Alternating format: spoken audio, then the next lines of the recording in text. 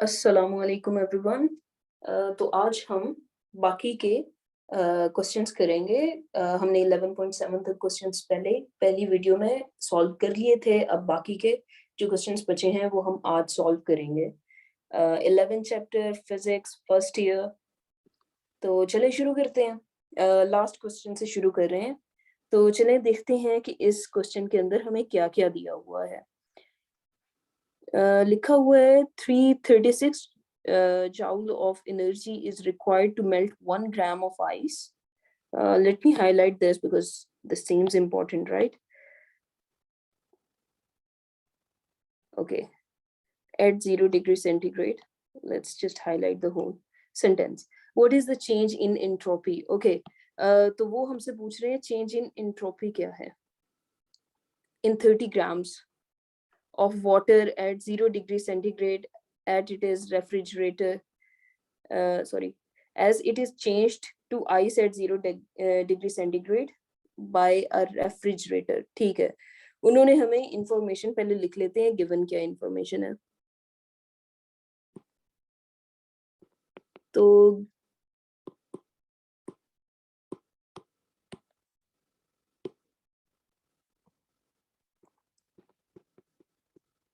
Given में पहले हमें टेम्परेचर दिया हुआ है, जिस टेम्परेचर पे ये चेंज अकर हो रहा है वो है 0 degree centigrade.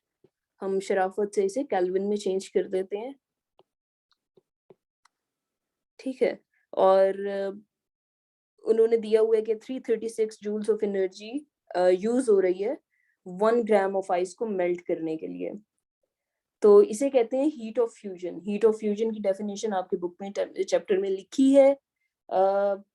Just to revise that, heat of fusion ये होती है कि जितनी एनर्जी आप देते हैं किसी सब्सटेंस 1 ग्राम ऑफ सब्सटेंस को उसकी स्टेट चेंज करने के लिए। लाइक यहाँ पे आइस को मेल्ट करके हमने पानी बना दिया, उसकी स्टेट चेंज हो गई और कितनी एनर्जी दी है वो हीट ऑफ फ्यूजन है। और 1 ग्राम के लिए स्टैंडर्ड रखा हुआ है वो 1 ग्राम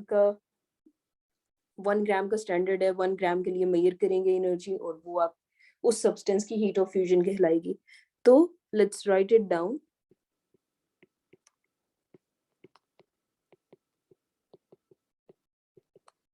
एच से हम इसे रिप्रेजेंट कर देते हैं और ये हमारी आ जाएगी 336 जाउल्स। और हमसे पूछा क्या है इन्होंने, अब हम लिखते हैं कि हमसे पूछा क्या।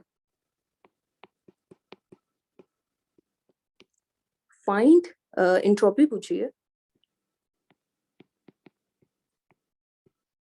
Entropy of 30 grams of water. ठीक है, अब हम इसका प्रोसीजर चेंज करते हैं। और एक चीज जो मैं यहीं पे गिवन में लिखूंगी,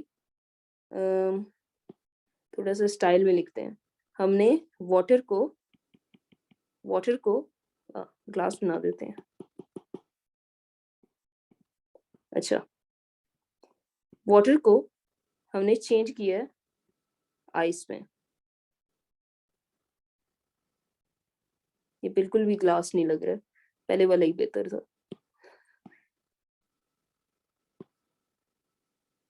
चले यूं करके कर देते हैं। वाटर को हमने आइस में चेंज किया है, ये याद रखना है 30 ग्राम्स वाले को। मतलब हम वाटर को आइस में चेंज करेंगे, इसका मतलब हम इसमें से हीट निकाल रहे हैं। या और आपको याद होगा अगर आपने चैप्टर पढ़ा है कि जब हम हीट निकालते हैं तो एंट्रोपी नेगेटिव होती है। Let's write it down in black कि इस केस में एंट्रोपी नेगेटिव होगी। Change in entropy delta S जो है वो नेगेटिव होगा, ठीक है। चलें अब हम सॉल्व करना शुरू करते हैं।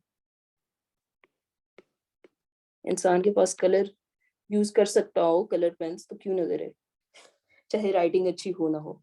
तो चलें, हमारे पास एंट्रोपी का एक ही फॉर्मूला दिया हुआ है हमारे चैप्टर में, एंड पे दिया हुआ है delta S equal to delta Q divided by T. तो टी तो गिवन है, डेल्टा क्यू डायरेक्टली नहीं given. Let's see, delta S हमने फाइंड करना है। तो हम देखते हैं डेल्टा क्यू हम फाइंड कर सकते हैं कि नहीं, और हम इसके साथ नेगेटिव साइन लगाएंगे क्योंकि हमने पहले देखा है इसमें से हम हीट निकाल रहे हैं। क्योंकि हम हीट निकाल रहे हैं तो एंट्रोपी नेगेटिव होगी। अब जो डेल्टा क्यू है ये हम कैलकुलेट कर सकते हैं हीट ऑफ फ्यूजन से। कैसे? तो इमेजिन करें कि 1 ग्राम ऑफ आइस को आप चेंज कर रहे थे 1 ग्राम ऑफ वाटर को। अब बस आपने कर दिए 30 ग्राम्स के लिए, तो डेल्टा क्यू आ जाएगा। वो पहले उतनी हीट दे रहे थे तो 30 के लिए 30 टाइम्स देंगे उसके, तो हम mh लिख देंगे। तो ये हमारे पास आ जाएगा 30 इंटू 336। ठीक है।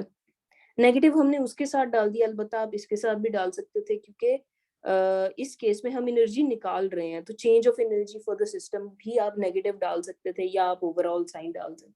जो भी कर रहे हैं आप उसे एक्सप्लेन कर दें। चलें हम इसी के साथ डाल देते हैं।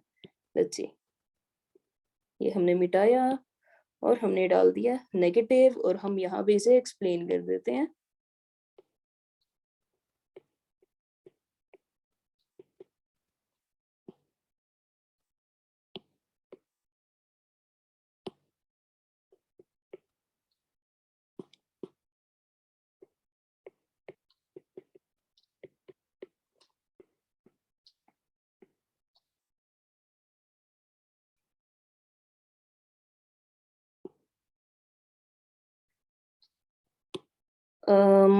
एनर्जी निकल रही है सिस्टम से एज एनर्जी और हीट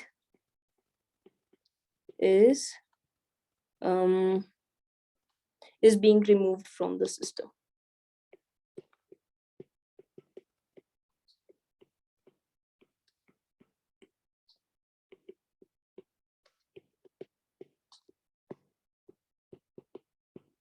ठीक है।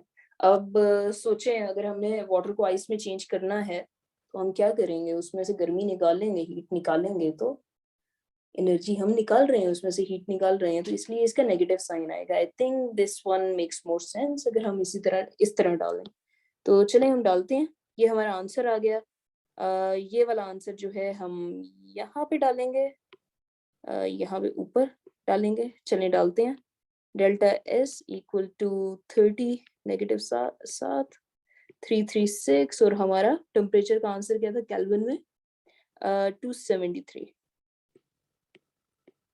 चलें इतनी सी बात थी, इसे हम कैलकुलेटर में सॉल्व करेंगे। आपको कैलकुलेटर अलाउड है यूज करना अपने कमरा इम्तिहान में, तो आराम से यूज कीजिएगा और ख्याल रखिएगा यूनिट्स का। ऊपर हमने डाला है, ऊपर आ रही थी दिस चेंज इन एनर्जी और हीट, तो ये जाउल्स में आ रहा था हमारा और डिवाइड हुआ था टेम्परेचर से, तो जाउल्स पर केल्विन। ठीक है, या आप इस तरह लिख सकते हैं -36.9 जाउल्स पर केल्विन। ठीक है, ऐसे डाल देना है। तो हम अगले पे मूव ऑन करते हैं। अगला हमारा क्वेश्चन है 11.10। इसमें लिखा हुआ है कि a steam engine has a boiler that operates at 450 Kelvin. The heat changes water to steam, which drives the piston. The exhaust temperature of outside air is about 300 Kelvin. What is the maximum efficiency of this steam engine? तो जो steam engine होते हैं उनका usually जो outside temperature होता है, outside environment है, वो सिंक होता है। ठीक है, अब चूंकि ये सिंक है इसका, तो इसका मतलब इसे हम T1 कहेंगे। टेम्परेचर एट सिंक के टेम्परेचर को हम T1 कहते हैं? नहीं, हम सिंक के टेम्परेचर को T2 कहते हैं, सोर्स के टेम्परेचर को T1 कहते हैं। और जिस टेम्परेचर पे वो ऑपरेट कर रहा है, मतलब जिस टेम्परेचर को यूज किया जा रहा है पानी को बॉईल करने के लिए, वो उसका सोर्स टेम्परेचर होगा, क्योंकि वही सोर्स ऑफ एनर्जी है, वहीं से आग आ रही है। आग लगा के हम पानी गर्म कर रहे हैं जो भाप में चेंज हो रहा है और फिर वो पिस्टन को मूव कर रहा है और इस तरह हमारा वर्क हो रहा है। तो ये हो गया सोर्स टेम्परेचर और इसे हम कहेंगे T1। तो हम गिवन लिखते हैं यहाँ पे। हमें गिवन क्या गिवन है? हमें T1 जो कि है 450 केल्विन और सिंक का टेम्परेचर गिवन है जो कि है 300 केल्विन, राइट। अच्छा वैसे अच्छा टेम्परेचर था बाहर का 300 केल्विन, निकाल के तो देखें 273 इसमें से, हमारी गर्मी देखें फिर। अच्छा उसके बाद हम क्या करेंगे, बाकी हमें कुछ दिया हुआ है देखें, what is the maximum efficiency, बल्कि हमसे पूछा हुआ है कुछ ना कुछ इन्होंने, तो क्या पूछा है देखें, हाईलाइट कर देते हैं, हमसे मैक्सिमम एफिशिएंसी पूछी है। ये तो आसान हो गया काम, हम फाइंड में लिखते हैं एफिशिएंसी, एफिशिएंसी पूछी है तो हम सोल्यूशन इसका निकालते हैं। हमारे पास एक फॉर्मूला है, हमने अपनी जिंदगी बिल्कुल जीरन नहीं करनी, सीधा सीधा फॉर्मूला लगाना है एफिशिएंसी का और आंसर आ जाएगा। और फॉर्मूला जो टेम्परेचर सोर्सिंग का टेम्परेचर दिया हो और एफिशिएंसी निकालनी हो तो वो शरीफ सा प्यारा सा फॉर्मूला ये है। छोटा टेम्परेचर ऊपर लिखेंगे, बड़ा टेम्परेचर नीचे लिखेंगे, क्योंकि एफिशिएंसी 100 से ज्यादा नहीं हो सकती। ठीक है, नो प्रॉब्लम सो फार। तो हम आराम से वैल्यूज पुट करेंगे, वो तो दी हुई केल्विन में है, तो हमें और भी कोई झंझट नहीं है, हमारी जिंदगी आसान की हुई है जिसने भी ये सवाल दिया है। ठीक है, तो हम आराम से इसे सॉल्व करेंगे, कैलकुलेटर जिंदाबाद।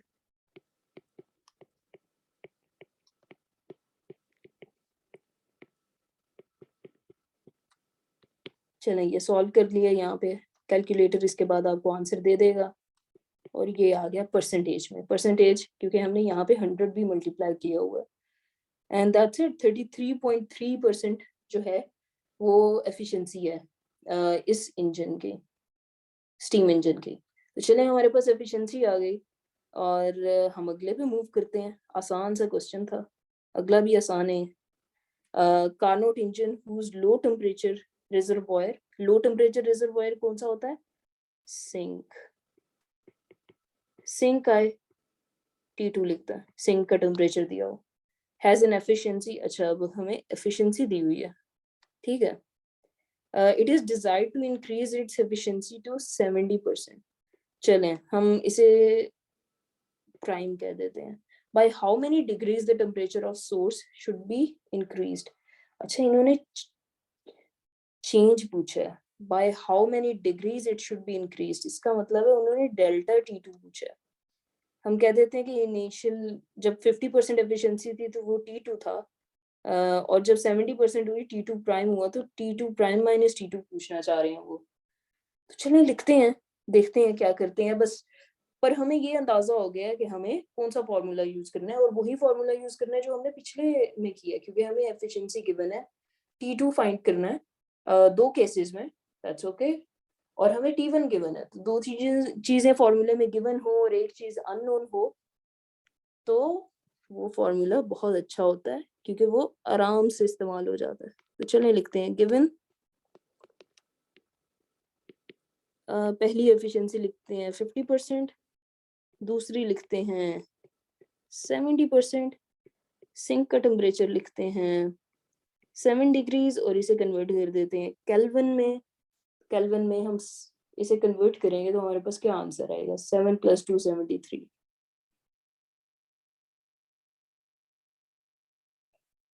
300 सॉरी 380 280 आ जाएगा।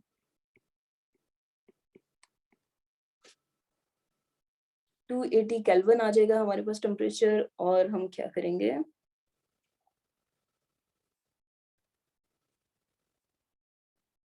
हाँ बस यही गिवन है। तो टू फाइंड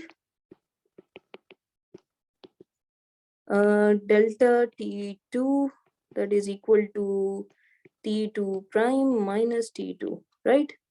तो हम सॉल्व करना शुरू करते हैं। चलिए पहले 50% के लिए, जो कि 50% के लिए T2 है और 70% के लिए टेम्परेचर T2 प्राइम है सोर्स का।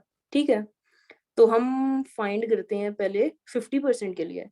तो एफिशिएंसी लिखी हमने, उसका फॉर्मूला लिखा 1 - T 2 - T। ये क्या कर रहे हैं हम, हाँ T1 है, सॉरी T2 तो सिंक है, सोर्स का क्या टेम्परेचर होगा T1। देखें सॉल्व करते हुए पता चला है, ये गलतियां हर कोई करता है। क्योंकि हम देसी टीचर हैं तो हम अपनी गलती बिल्कुल नहीं मानेंगे, मैंने सिर्फ आपको ये दिखाने के लिए कि ये गलती हो सकती थी इसलिए की। चलें गलती पकड़ी जाए अच्छी बात है, तो पता होना चाहिए आपको कि कहीं भी पकड़ सकते हैं। कंफ्यूज नहीं होना, गो थ्रू करें अपने न्यूमेरिकल के शुरू से, आपको पता चल जाएगा कि कहाँ पे आप टाइपो कर रहे हैं। तो हम अपने वो पुट करते हैं, 50 आ गया, 1 minus 280 divided by T1, right, और ये हो गया मल्टीप्लाई बाय 100। तो हम T1 को अलग कर देते हैं, बाकी सारी चीजें एक जगह पे ले जाते हैं। तो पहले तो ये जाएगा ना यहाँ पे डिवीजन में, 50 डिवाइडेड बाय 100 आ गया, equal to 1 minus 280 divided by T1। इसी को हम यहाँ पे लिखते हैं, तो इसे इस साइड पे ले गए, इसे इस साइड पे ले गए, तो ये आ गया 280 divided by T1 equal to 1 minus 50 divided by 100, right. So far so good. इसके बाद क्या करेंगे हम, चलें, वैसे तो कैलकुलेटर आप इस्तेमाल कर सकते हैं, but let's solve it a bit more. ठीक है, इधर से 280 इक्वल टू 1/2 हो गया ना, ये 51 are 50, 52 are 100, तो ये हो गया 2 minus 1 divided by 2 which is equal to 1/2। तो 280 divided by T1 equal to 1/2, और ये हमारे पास आ जाता है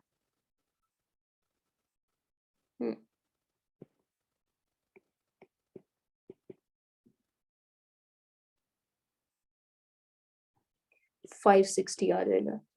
यहाँ पे आप ये ऊपर ले जाएं और ये यहाँ पे ले जाएं, ठीक है, 560 केल्विन आ गया।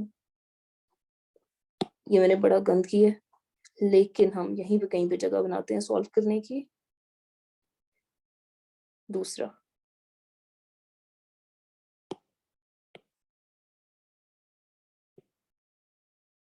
चलें अब 70% के लिए सॉल्व करते हैं। सेम होगा सोल्यूशन, कोई फर्क नहीं है, वही हम करेंगे, लेकिन इस बार थोड़ी सी नोटेशन चेंज कर देते हैं क्योंकि हम 70% के लिए सॉल्व कर रहे हैं। तो T2 divided by T1 prime, sink का टेम्परेचर चेंज नहीं हो रहा, सिर्फ सोर्स का चेंज कर रहे हैं हम, ठीक है। तो यहाँ पे था 70%, तो 70 डिवाइडेड बाई 100, एक स्टेप में हम 100 वहाँ पे ले गए, कोई मसला नहीं है, यहाँ पे जा सकता है ये। 1 minus 280 divided by T1 prime, same process अब दोबारा करेंगे।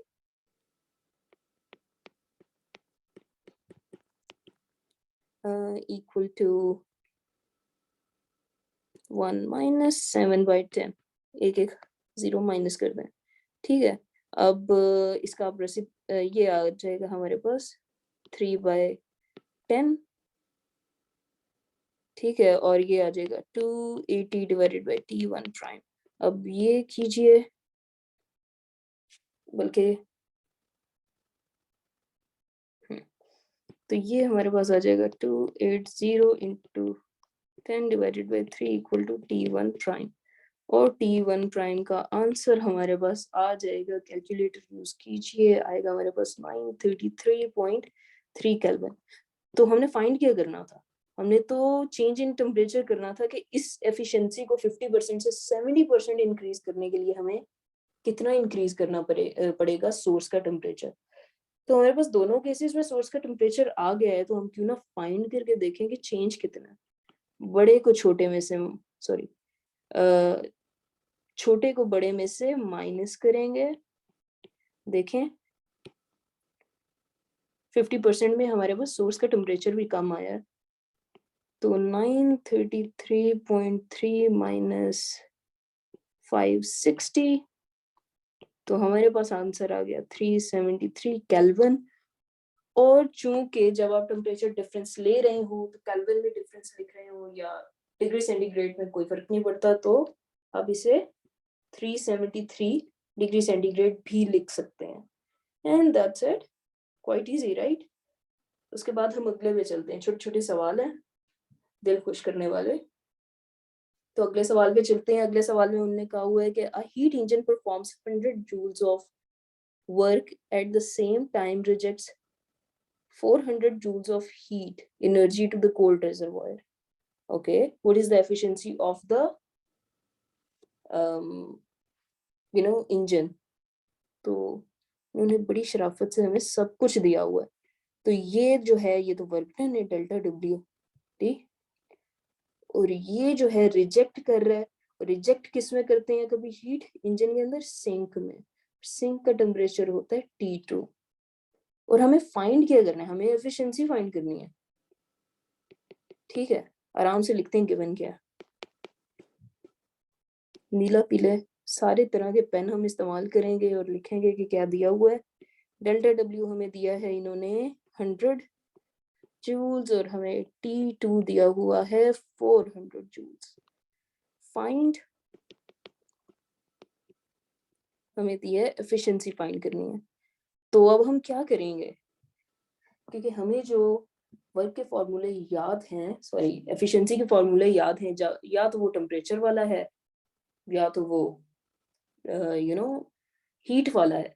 लेकिन हमें याद है इंजन के लिए जहां से शुरू होता है, कार्नोट इंजन खासतौर पे अगर आपको याद हो, मैंने पिछली वीडियो में थोड़ा सा एक्सप्लेन किया था, जहां से शुरू होता है वहीं पे आगे खत्म हो जाता है, घूम, ठीक है, घूम फिर के वापस वहीं पे आ जाता है। लौट के बुद्धू घर को आए वाला हिसाब है, ठीक है। तो इसका मतलब इंटरनल एनर्जी उसके अंदर चेंज नहीं होती। तो सॉरी यहाँ पे टेम्परेचर नहीं दिया, एनर्जी दी है, देखें टाइपोस।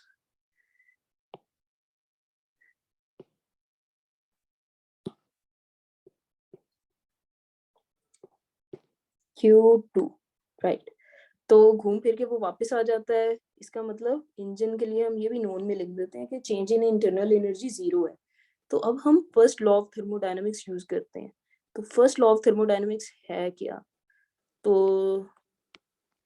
वो था delta Q equal to delta W plus delta U।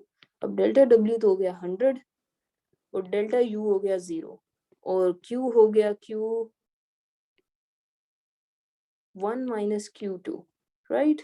और Q1 जो है वो हमें नहीं पता क्योंकि ये तो सोर्स का टेम्परेचर है, हमें तो सिर्फ सिंक का दिया हुआ है, ये गिवन है। तो ये हम पुट कर देते हैं, माइनस कितना था 400, जो पहले हमने टेम्परेचर समझ लिया था गलती से। तो अब हम इसे लेके जाएंगे उस तरफ और ये बन जाएगा 400 प्लस 100 इक्वल टू 500, जिसके लिए इस एडिशन के लिए तो आपको कैलकुलेटर यूज करने की भी जरूरत नहीं है। चलें, और यूनिट क्या हुआ, जूल्स। तो अब हम आराम से एफिशिएंसी का फॉर्मूला यूज करेंगे, 1 minus Q2 divided by Q1 into 100। तो 1 minus 400 divided by 500 into 100।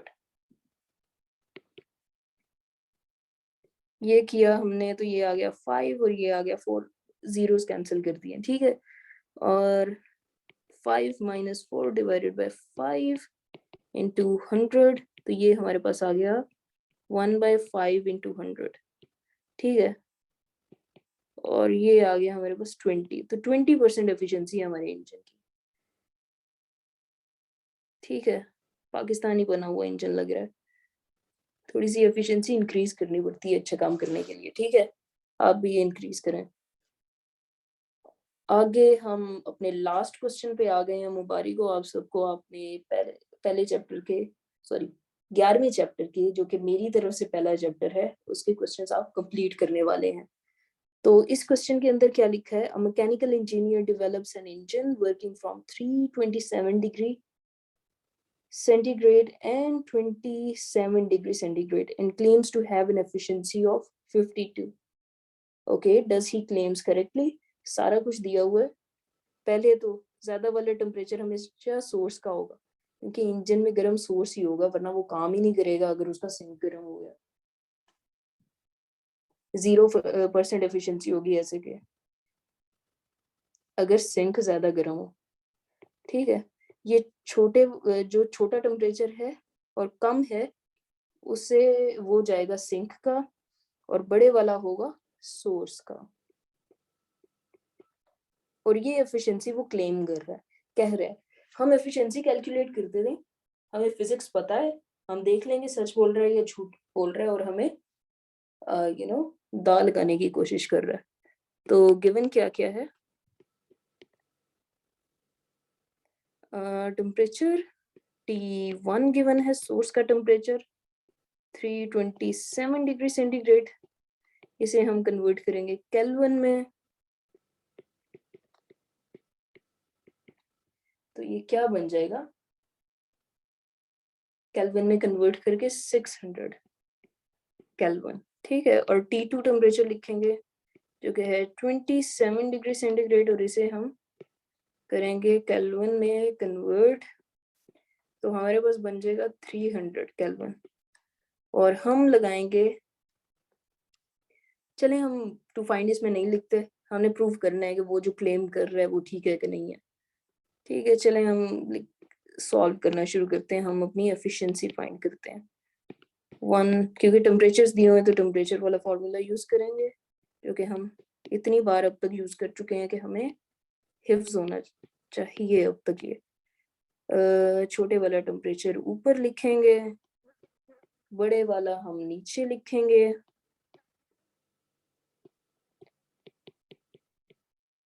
Zeros cancel किए, सॉल्व किया,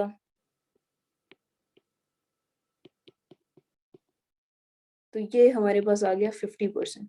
तो हमारे पास तो एफिशिएंसी आई 50% और वो कह रहा है 52%। इसका मतलब वो हमें दगा दे रहा है, झूठ बोल रहा है हमारे साथ। तो हम इसका आंसर लिखेंगे no, the claim is not right. That's it for today. मुबारक हो, आपने एक चैप्टर के न्यूमेरिकल्स खत्म कर लिए हैं। अगली बार हम 10th चैप्टर के न्यूमेरिकल्स करेंगे। तब तक के लिए खुदा हाफिज। अगर कोई सजेशंस हो तो मुझे कमेंट सेक्शन में बताइएगा। अगर पसंद आए तो लाइक करें, सब्सक्राइब करें, और कोई और चीज़ आपको पूछनी हो तो मुझे वो भी कमेंट सेक्शन में बता दीजिएगा। खुदा हाफिज।